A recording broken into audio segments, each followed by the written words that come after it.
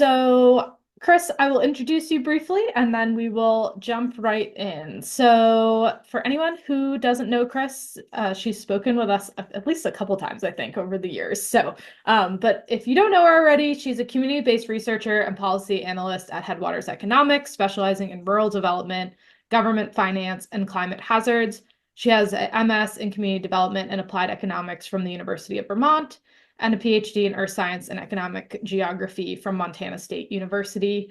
Her research has been cited in congressional hearings and major news outlets, and she serves as a subject matter expert for state and federal agencies on equitable adaptation strategies. Her work emphasizes practical, data-driven solutions for rural communities facing complex environmental and economic challenges. And I will say I have certainly put her work to use, and I specifically love the interactive maps and tools that Headwaters Economics puts out. So if you have not seen them, I'm sure Kris will mention them, but make sure to take some time after this meeting to really dig in, because there's a lot of really helpful information that Headwaters is putting out there. So without further ado, Kris, throw it over to you. Great, your screen share works perfect. When that happens. Thank you, Anna, and thanks for having me. I am really excited for this talk because it's going to be a little different than the conversations I've had in the past. And I'm pretty sure I heard Josh say that a distraction from the election was a good thing. So I'm going to go with that. So hopefully everyone who's coming from DC is like ready to talk about something a little bit different. A lot of times when I talk to ASAP, I'm presenting research that I've done that's complete. I've thought through kind of the policy implications. But those of you who know my work know that I have a unique job and that like somewhere between 25 to 50% of my job is actually working on the ground with communities doing resilience work. And then the research that I do is actually informed by that. So I've had a summer of just a lot of community work, a lot of visits, particularly in Eastern Montana. And I'm just thinking a lot and grappling with some of what I've seen. And I wanted to talk about that and talk about the policy implications, maybe throw up some solutions. But this is intended, I hope, to be more of a discussion. I certainly don't have the answers. There's some tough stuff happening out in rural, particularly rural remote communities right now. So that's kind of the thought of this. When Amy Rapp invited me to speak, she's also based in Montana and really like wanted to have a conversation with this group about some of the challenges of working in our more remote regions of the US. I wish she could be here today, but I also think she already knows everything I'm going to say, so it's okay that she's missing it.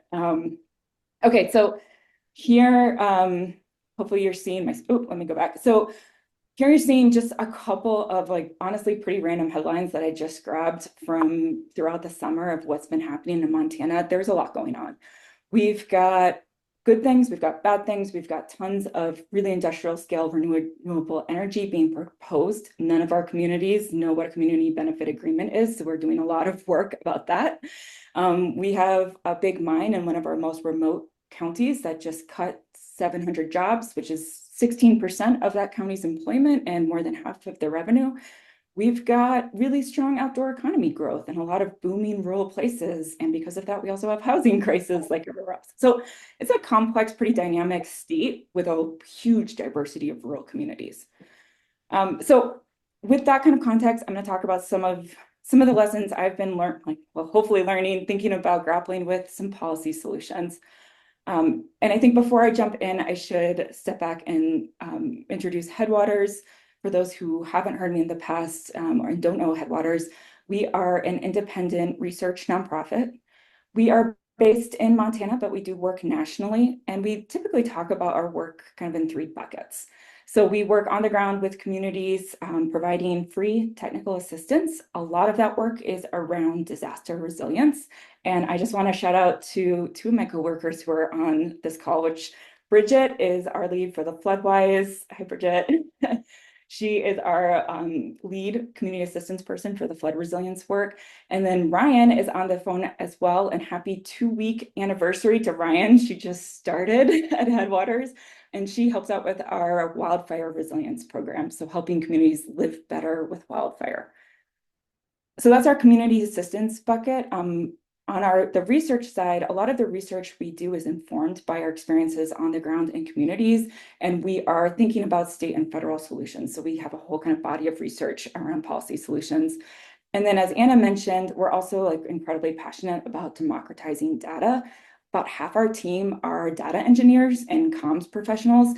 And so if you go to our website, we have a whole host of tools, and whole goal is to help make data, climate data, vulnerability data, economic data, just putting it into a tool where communities can actually access it and use it, and it's easy and looks good. So I mentioned our Floodwise Community Assistance Program. Bridget and I lead this work at Headwaters, and I'm going to focus on that just because that's what I know the most with community assistance. These are the kind of the different communities we've been working with for the last 4 years. We're a relatively new program. The wildfire work is actually has a much longer history. They've worked with over 80 communities nationwide, and our flood resilience work was kind of molded off of that program. You'll see some kind of distinct differences if you know our wildfire program, but we're really working on the ground. Again, it's free community assistance. To date, we've been funded through philanthropy. We're trying to diversify that, but I think that's important because as you're gonna see, our model is pretty unique, and actually I think it demands some very flexible funding, and philanthropy is good at doing that. So this is an important piece, like the funding side of like, how do you fund good technical assistance it's hard and is very expensive. I think as you'll see, that's going to become clear. So what's our approach to working with communities, to doing disaster resilience work? I think these are kind of, both things that make us unique and also things that a lot of people are doing. So on the one hand, we're really not prescriptive. So we don't have a whole list of services that we provide. Like, we're not going to come in and say, okay, we do benefit cost analyses or something like that. We actually go into the community and we listen really closely and hear what the issues are, and then provide technical assistance to meet the needs. So trying to really meet communities where they are.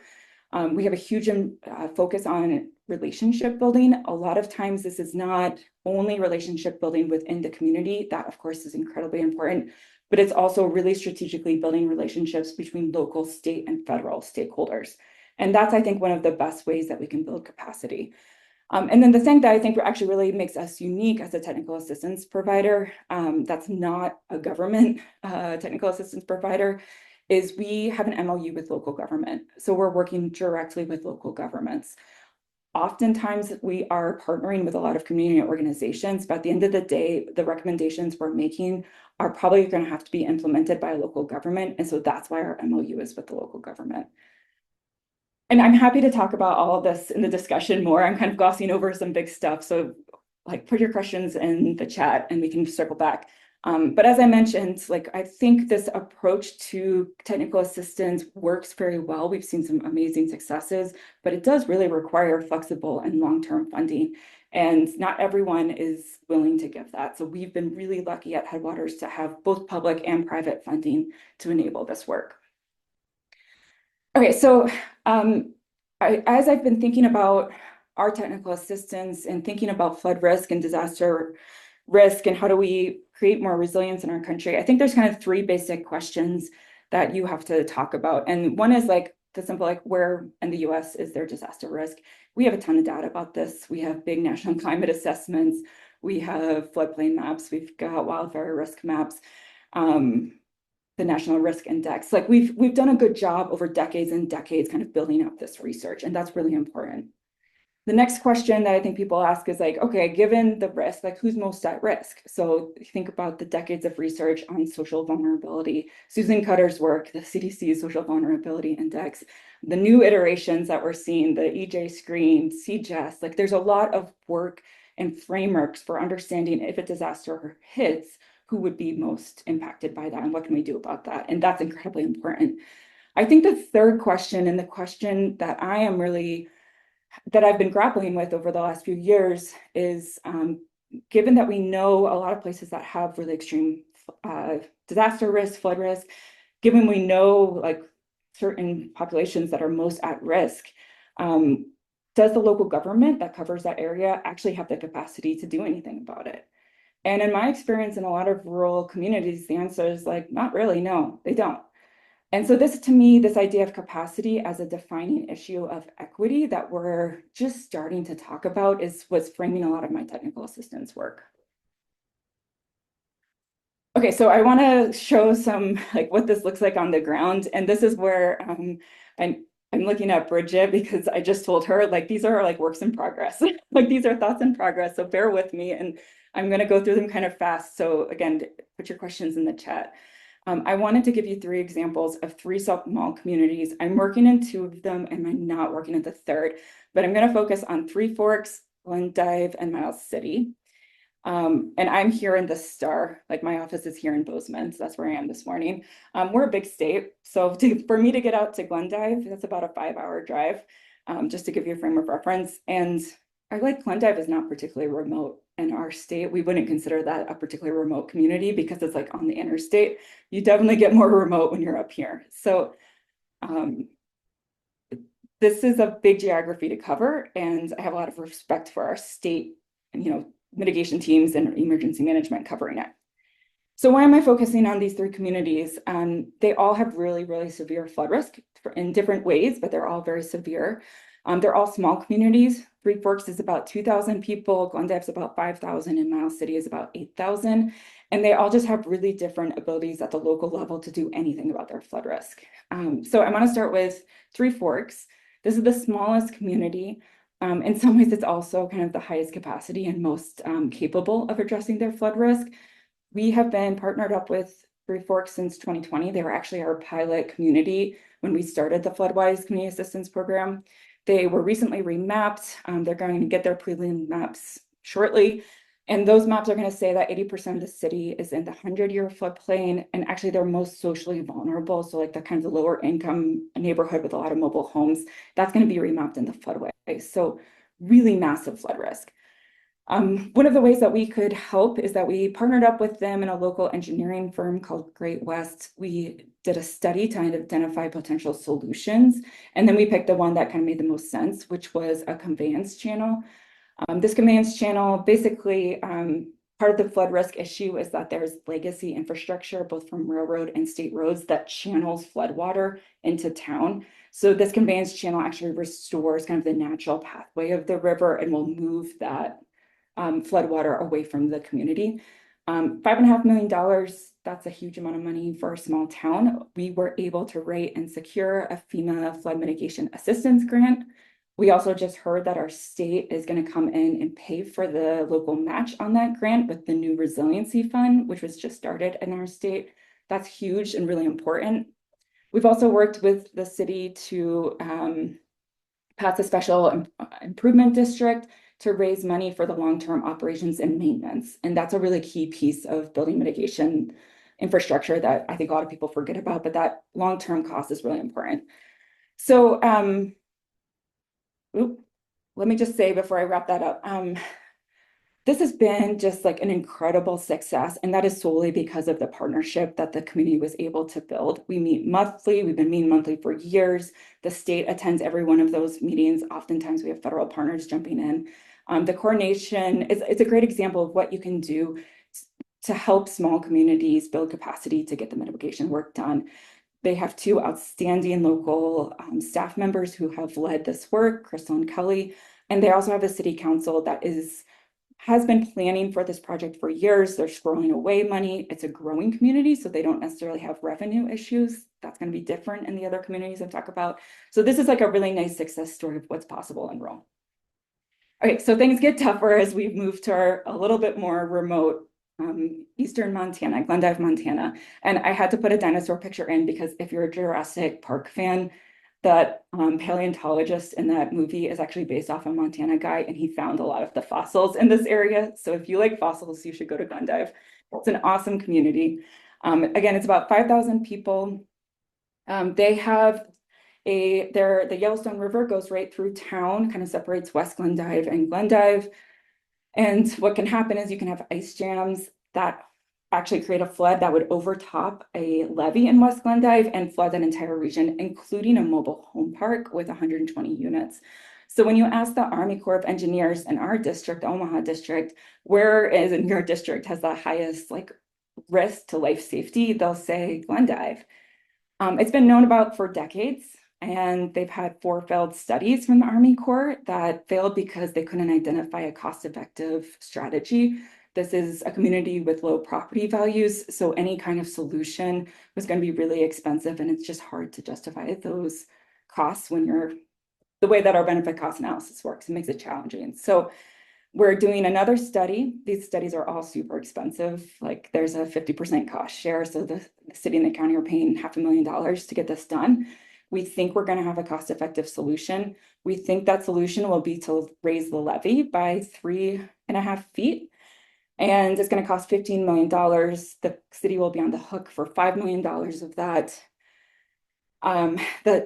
Like we're honestly in a little bit of a limbo right now because we have a takings analysis that's been held up by lawyers for 6 months. And like, we're just hoping that it comes through. The first time that Glendive's ever been offered a solution. So it's a big deal. We would have loved to see a levy setback. And I just want to mention this because like, I know this group is thinking really hard about nature-based solutions. I would have loved to see a levy setback here. There's 2 issues with that. And let me just show you the mobile home park. So this is the levee. Hopefully you can see my mouse. This is the levee, and then the mobile home park is right up against it.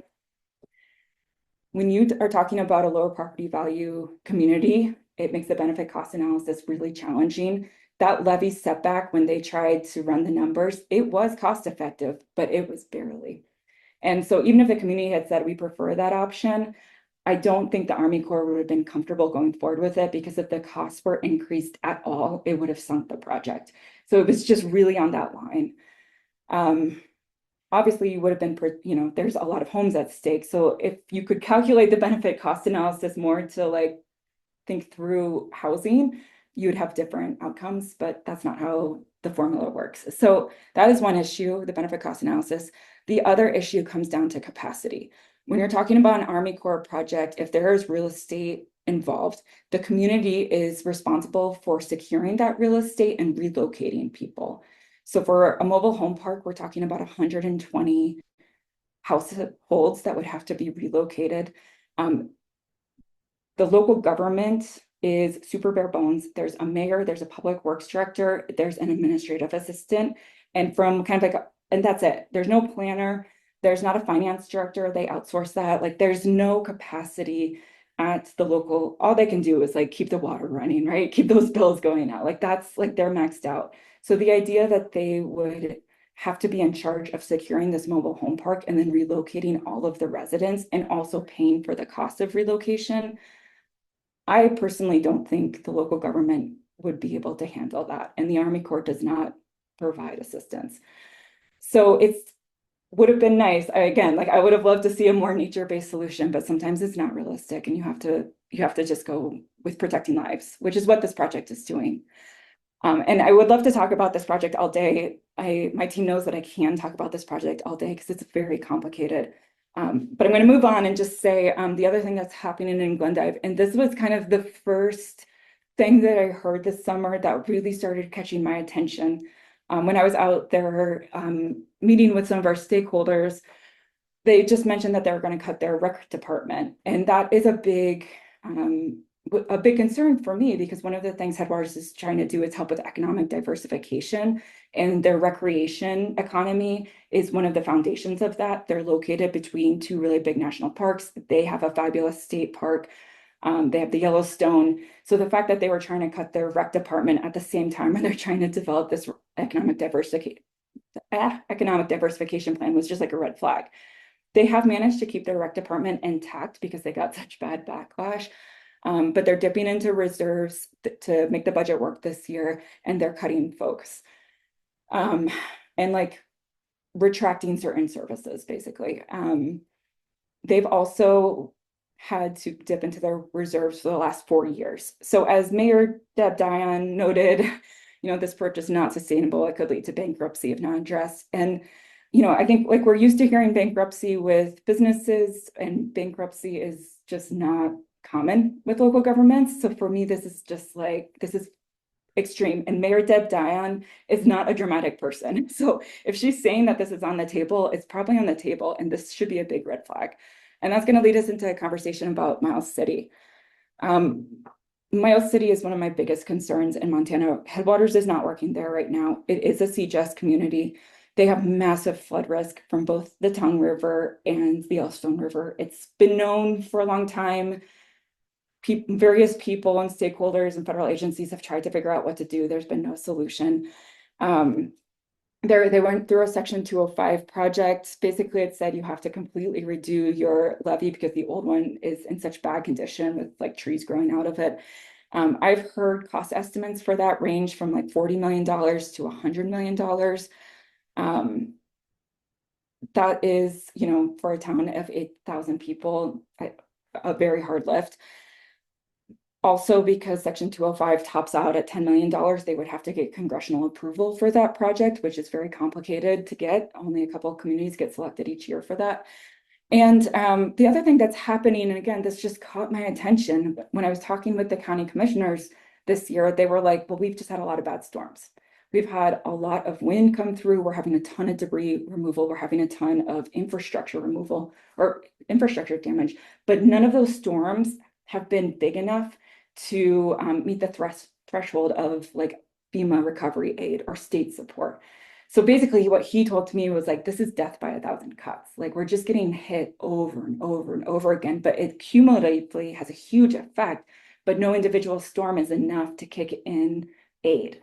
And so I like this to me is happening more and more in eastern and central Montana and probably everywhere, but like definitely climate change and something that I think should be on people's radar.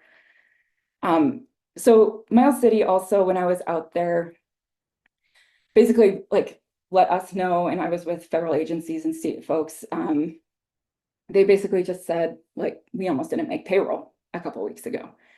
And again, like, I don't know how, like, as a public finance person, I'm like, this just doesn't happen. You don't hear communities saying, like, local governments saying, we almost didn't make payroll. That is very unusual. I wish it had been front page news. I think it should have been. Like, nobody's reporting on this in Montana. So again, a community that's on the brink of bankruptcy. To make the budget this year work this year, they just cut 6 people. 3 of those in the police department, 3 in fire and ambulance. Part of the problem is they currently have huge overtime costs because they don't have enough people to fill like normal like needs. So they're having to use the people they have work overtime. That's incredibly expensive. They're now cutting more people. That overtime is going to go even higher likely. So you can just kind of see this like downward spiral of public finance happening right here. And so as Miles City Police Chief Doug Kohlenbeck said, and he's been the police chief for something like 30 something years, we've been cut to the bone. Like he basically is telling the city, we can no longer provide the police services that you would expect in a community of this size. Okay, so some big challenges. And also I think a lot of strategies and opportunities in Montana. I want to just talk, I'm going to go through this part quickly because I want to hear kind of thoughts and reactions to what I'm talking about and what I'm seeing on the ground. I thought I would just put out from all of my like work this summer and thinking about some of this stuff, I'm going to just highlight 3 challenges and some different policy solutions that I'm thinking about. And so like one of the challenges that is always true in my work in the Northern Great Plains, our remote regions are incredibly institutionally thin. We are dealing with a lot of communities that just like, they don't have nonprofits. They don't have access to some of the infrastructure that you might be more familiar with in like New England, which I would consider not to be particularly institutionally thin. And what we can talk about that a little bit more, but it is different in the Northern Great Plains. We are much more remote. A lot of our communities are highly dependent on specialized economies, whether that's logging or mining. It means they have volatile economies, and that means there's a lot of turbulence in the local government. We have really high per capita costs for infrastructure and services that make these projects really hard to make them go, even just from the benefit costs analysis perspective. But also just trying to raise taxes enough to fund them, it's just going to be too expensive. And we have limited access to resources, networks, technical assistance. The contractor issue has been huge. I heard that a lot. Like they just can't get the engineers. They can't get the folks to come do like the wetland delineations. Like those folks are having to drive from hours away. And if they agree to do it, it's incredibly expensive. So what are some of the solutions I've been thinking about? I'm thinking a lot about regional solutions, regional governance solutions, definitely the place-based investments like the Rural Partners Network, and a lot of that conversation is happening in rural development policy thinking. I wanted to just talk a little bit about the regional side of things, because I think the regional commissions are a potentially really powerful solution, and something that it has precedence, something that's, maybe not perfect, but is working. I also wanted to point out that actually the Northern Great Plains has its own regional commission that I think most people don't know about. It's been defunct and not funded since 2018, but it exists. Obviously, one of the really big challenges with thinking about a regional commission solution is we don't have nationwide coverage. So there are a lot of places being left behind. The other model that I've been thinking about a lot is, of course, the EPA Tic-Tac model that does have nationwide coverage. And, I'm really excited about that model. I'm excited to see how it goes. There's two things that I think are challenging with that model. One, of course, it's the 5-year time frame. When you're talking about adaptation projects, there's no project that takes less than 5 years. So inevitably, this is going to start projects, but it's not going to be able to see it through unless those are permanently authorized. The other thing that I think is challenging is just the size of some of the districts. And I lived in Vermont for a long time. I'm not trying to pick on New England, love New England, but New England, when you look at Region 1 compared to Region 8, 8 Region 1s fit into Region 8. There is so much ecological diversity, economic diversity, cultural diversity within Region 8, but we only have one Tic-Tac and it has the same amount of funding as everyone else. And that's a big lift, I think, for our region, just to try to figure out what does that even look like when you're trying to cover a geography that size. Okay, so the second challenge that I'm sure you guys heard from me talking is that our local governments are really under-resourced. We are obviously missing key staff. None of the local governments I work with have a planner, an engineer, or anything like that that could help, a grant writer. That does not exist in the governments that I'm working with. They don't often have sufficient revenue to cover basic infrastructure and services. And so I think it's unrealistic to think that they would ever fund mitigation projects. They're just trying to cover their water costs at this point. Three Forks is an exception to that, right? There are examples of rural communities that do have revenue. It's not everywhere, but it is a lot of our rural communities. And I think one of the things that's caught me by surprise is I've talked about this with a couple of my partners in other states. And I heard the same thing from Kansas a couple of weeks ago. And 2 days ago, I was talking with folks from Iowa, and they're we're seeing the same thing. We're seeing local governments on the brink of bankruptcy. So this, I can't tell you, I'm hoping I'm pitching this research for 2025 to understand how ubiquitous this is. I think it should be on our radar. And I just want to note, these are structural issues. TA cannot solve this. Infrastructure investments aren't going to solve this. There's a structural, fundamental problem with what's happening with our local government budgets. So what are the solutions? To me, I'm we probably need to start rethinking how we're funding local governments. There are obviously tons of state and federal strategies about what that could look like. A reminder that the federal government used to fund local governments directly in the 70s. Reagan cut it. Maybe that's a model we want to think about again. I also think we can increase funding for what's already working. And I want to point out emergency management is an example that is federally funded. They provide funding to the states that goes to hire county emergency managers, and just invest in increasing that funding could actually lead to more people on the ground doing emergency management work. And those are folks who are doing mitigation. So that's an idea. And then experimenting with new tools. And I mentioned before, I'm thinking and doing a lot of work around community benefit agreements, farmer benefit agreements. There are all kinds of tools that are coming online that can help communities think more creatively about how to finance adaptation projects. I will also just give a shout out to our Rural Capacity Index. This is our attempt at Headwaters Economics to try to put some numbers to what are the capacity gaps in the country. So anything that's glowing really brightly in orange are the places with the lowest capacity. And maybe Bridget, would you mind putting a link into the chat if folks want to go click around that? This is also, we're doing some improvements on this tool, and it's going to be searchable in the future. So more improvements coming to that tool. Okay, and finally, and this is a really big picture one, but something that's very much on my mind as a rural economic development person. We just really don't have a strategy for rural. We never have. We don't have a common definition of what the problem is. We don't even have a common definition across federal agency of what we consider rural. And so we don't have common measures of success, and that has always made all of the work being done in rural feel incredibly piecemeal and uncoordinated. There have been calls to fix this for decades, and I will continue to echo those calls. So what are some solutions? Like, it might be time to create a national strategy, and there's tons of proposals out there right now about what this could look like, ideas about forming a rural national development corps. Be happy to pass on those resources if folks are interested in those. Whatever happens, I think prioritizing particularly local revenue and trying to solve this issue of revenue is going to be really important to success. And again, I just think one of the biggest inhibitors to climate adaptation at the local level right now is public finance. People are just trying to meet basic needs, and they don't have the money to do more than that. And finally, this is maybe my one thing that I'll say in response to giving a presentation a few days before the election. Whatever we do in rural development, I really hope the focus is on celebrating and recognizing the interdependence of rural and urban communities. And I've been thinking about this a lot because of all the rhetoric from the news. I just think the rural-urban divide or the rural rage frameworks that we hear about are totally unhelpful for our work. The reality is our rural economies are very globalized.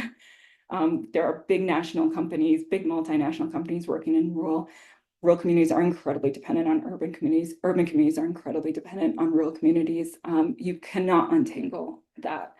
And I think the more that we celebrate that and recognize that, the more productive our policy conversations will be. And so that's my kind of one thing to think about as we're going into what has been a lot of conversation about a rural-urban divide that I don't actually think exists in the ways that the stereotypes often talk about it. Okay.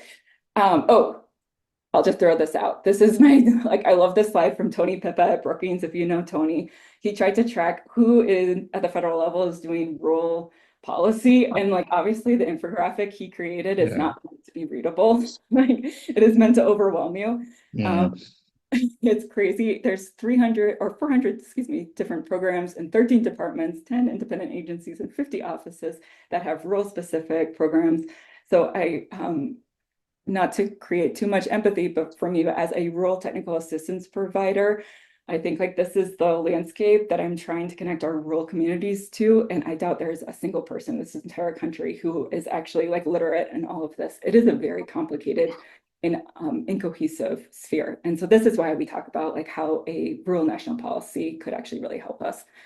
Okay, so I already went to that side. So I'll end there. I hope this prompted some thoughts and thinking, and I would love just to have a policy discussion of these issues and hear what you guys are thinking about. Okay. Well, thank you very much, Kris. That was, wow, that was fascinating, thought-provoking, a little depressing, but reality can be. But thanks so much. And we had some very good chat comments here. And I think since we probably got about 15 minutes before we have to wrap up, what I'll do is try to highlight some of the issues that have been raised in the chat. And I would say maybe, Kris, if you don't mind, if people could reach out to you afterwards, you don't mind posting your email in the chat, if you don't mind.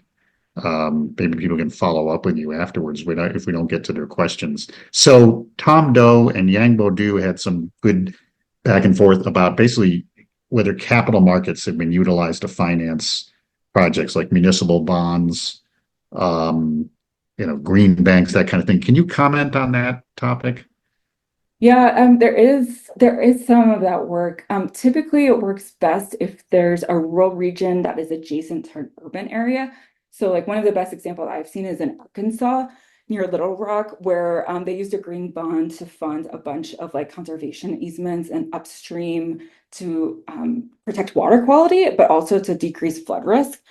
It was, I think, the biggest green bond maybe in the country at the time. But that was very much possible because it was serving an urban area. I think like what gets tricky is in our remote regions where you don't necessarily have the economic driver to justify some of the investment. Like that to me is where it gets a little trickier. But for our rural adjacent places to urban areas, I do think there's a lot of kind of creative thinking in that space. Okay, thanks. And then Honora Burris asked about if there are examples of helping rural communities grow sustainably, potentially to serve as receiving communities for people who need to relocate from other communities. Is that, I mean, Montana, for all the troubles you identify, still might be an attractive place to go to. Are people thinking about that? Yes, although I mean, I don't know, like after seeing what happened to Asheville and that was supposed to Yeah. be one of our refuge communities, I think this is a complicated topic that I can't weigh in on that. What I can say is um, growing sustainably is a very challenging thing for our rural communities, particularly in Montana, because we are many of our rural communities are high amenity. So you can think of places that are adjacent to our national parks like Glacier and Yellowstone. They have incredibly rapid growth. One of the things I think we don't talk about enough in the adaptation phase is like a growing rural community. If you have services and like infrastructure needs growing beyond 15%, it is highly unlikely that the local government will be able to keep up with that. But we also don't have any sources of like assistance to help communities that have rapid growth. So this also happens in like oil and gas towns where you see rapid growth and things just kind of fall apart because they can't keep up with growth. Same things happening in tourist towns. So we are thinking a lot about this at Headwaters. We have like a whole outdoor recreation and public lands research agenda, and I'm happy to share those resources. But we've done work on like what we call the amenity trap, which is basically like when you have really rapid rural growth in these high amenity places, and it's not really benefiting the locals. Like, how can you make sure that that growth is happening in a way that's not extractive and that locals aren't get pushed out? So we're doing a lot of research on that, and I'm happy to share that resource. Let me see if I can just find that post really quickly. I'll put in the chat. Well, that's great. No, and I would also add too, I think a thought is about as communities are growing, are they factoring in risks that may be exacerbated by climate change or even harder, new risks, that climate change may introduce? Nashville is a good example. Flooding's always been there, but this kind of flooding, yeah, wow. Okay, Shannon Burke asked about how you work with communities to build capacity and knowledge, and particularly working with local stakeholders. Do you have examples of that? We've been experimenting with a lot of ideas at Headwaters of how to best do this. I love the peer learning models of trying to build cohorts of communities. Headwaters has done that historically with our wildfire program. I think it's been incredibly beneficial. I'm thinking about this with like community benefit agreements too. For like these kind of like new, more experimental tools where people don't know about it, like getting people that have gone through that process in the room with people who like are just starting is really super useful. I think we like this is a challenge, and I also think the stuff that I'm talking about, which is like public finance issues, is not typically the stuff that these trainings, like there are trainings on how to do local government finance, but there's not a lot of trainings on like, how do we reimagine this? Or how could we do things better? And there are some cool ideas out there around priority-based budgeting, around different kind of ways to think about your local budgets, but like the infrastructure to support communities and like rethinking how they've done things. And particularly with changing climate conditions, like I really think we're going to have to rethink some of our basic systems here. Like local governments are going to need more reserves.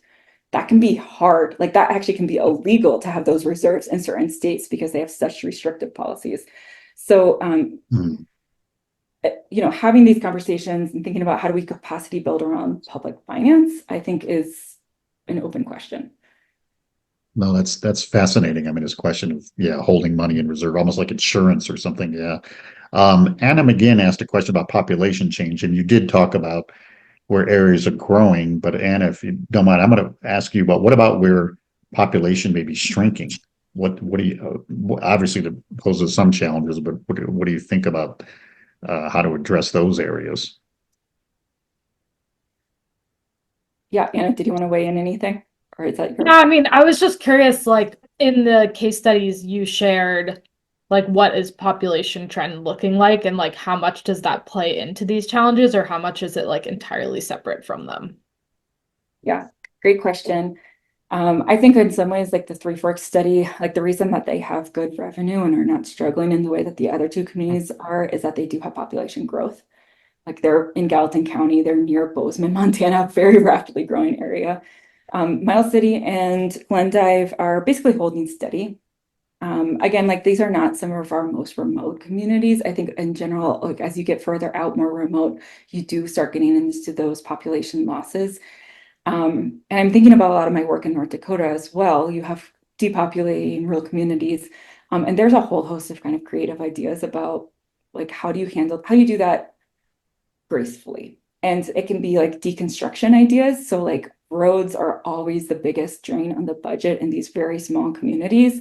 Paved roads are very expensive. So like North Dakota has like a de-paving program because a gravel road is just that much cheaper and it's easy to alleviate the budget.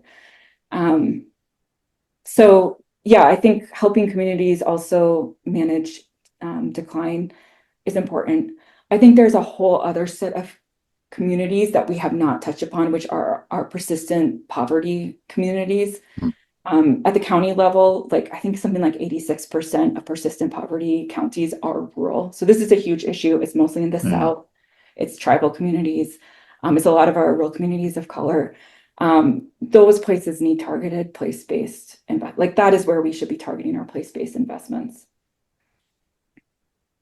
Okay, I'm going to get to one more question. I see you have your hand raised, David. There was some discussion about regionalization, and you did touch on that. I'm just wondering, maybe explain what Tic Tac is, but also are there any examples where it's working really well, where the feds have adopted a regionalization approach that you think of as and particularly you raised that difficulty of the bridge between all the myriad of federal programs and the local communities, and in terms of helping to just help communities work with in rural solutions and navigate the whole morass of federal funding and regulations.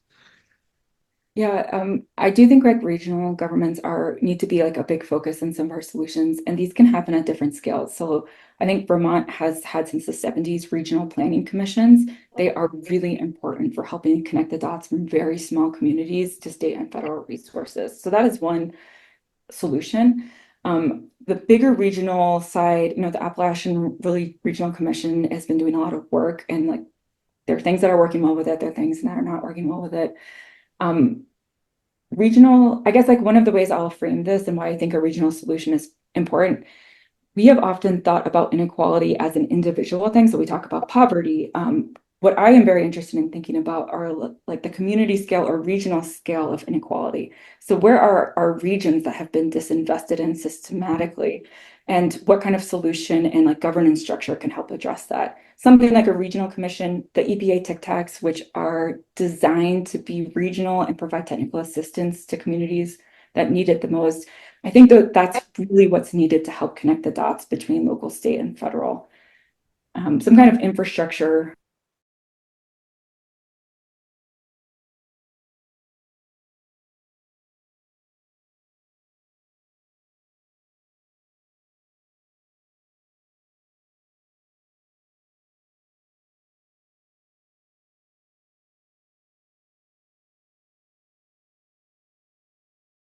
More. Yeah. Okay, so David, you have your hand up. Go ahead and just pose your question, please. Sure, thanks. Hi, Kris. I Hey, will David.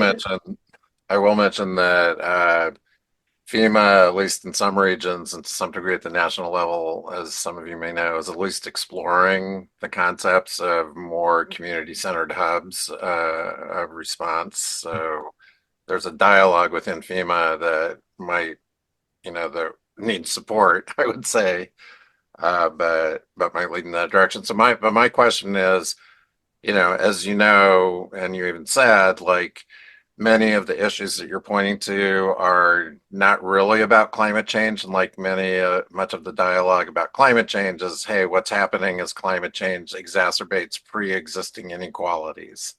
And so the question that's associated with that is, or on the opportunity side, do you see opportunities for change on some of these longstanding inequalities that relate to the fact that climate change, at least the adaptation side of climate change, even in many rural conservative communities, is getting people's attention? And if so, what kind of opportunities are you seeing?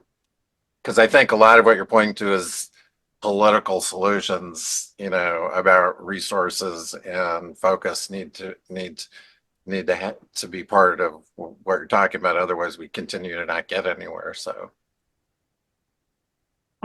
Yes, I do think, I think like when Amy and I first talked about this presentation, like we were talking a lot about like to what extent is climate change discourse getting in the way of my work. And I will just say it's not.